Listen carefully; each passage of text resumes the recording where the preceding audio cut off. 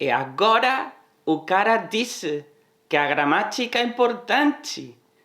Está louco o cara. Relax, João.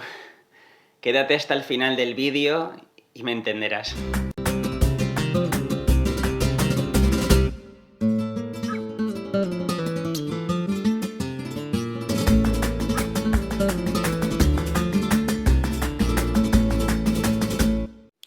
Bienvenidos a un nuevo vídeo de mi canal Leo Babel Español.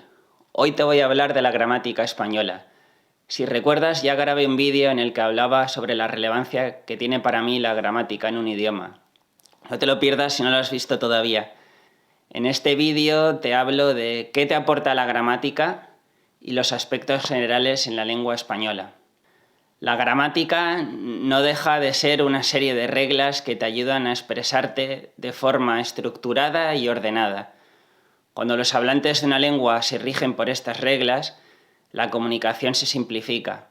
Si no las usas, puede que te entiendan, pero harás que los demás tengan que esforzarse mucho más. Si me dices, por ejemplo, comida, nevera, bueno, tendría muchas maneras de interpretar tu mensaje. ¿Que quieres que meta la comida en la nevera? ¿O que ya está la comida en la nevera? ¿O que hay comida en la nevera? ¿O que saque la comida de la nevera? Etcétera.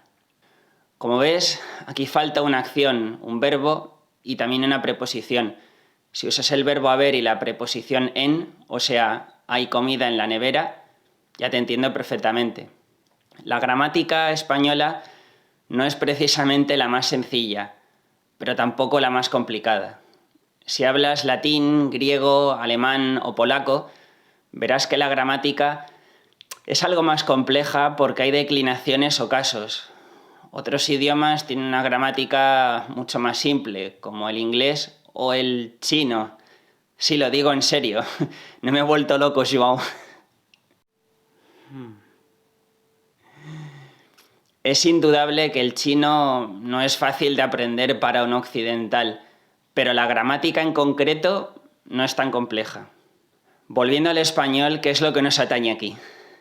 En español, por suerte, no tenemos declinaciones, menos mal, lo cual facilita mucho la vida, pero tenemos algunos aspectos que a algunos les cuesta aprender al principio. Por ejemplo, tenemos que conjugar los verbos según la persona, primera, segunda, tercera, y el número, singular, plural, y el tiempo verbal, presente, futuro. Además, por supuesto, no me olvido del tenido subjuntivo. Ahora, ¿es tan importante saber conjugar bien o usar el subjuntivo de forma correcta? Bueno, si hablas sobre tus características físicas y dices yo ser alto, queda claro que eres alto. Quizás hablas como los indios o los robots, pero se te va a entender. En cuanto al subjuntivo, incluso si no lo sabes usar, un nativo te va a entender de todas formas. Con esto te quiero decir que no te obsesiones con la gramática y céntrate primero en lo que te comentaba en el vídeo, no a la gramática. Después puedes pulir poco a poco la gramática para hablar y escribir con precisión. Cuando aprendas español o cualquier otro idioma, recuerda siempre que incluso los nativos no suelen hablar bien usando una gramática perfecta. Esto ocurre con los hispanohablantes, con los alemanes también lo he notado, y seguro que en otros idiomas también ocurre. Al fin y al cabo, aprendemos nuestro idioma nativo por la exposición a él, hablando con los demás o escuchando.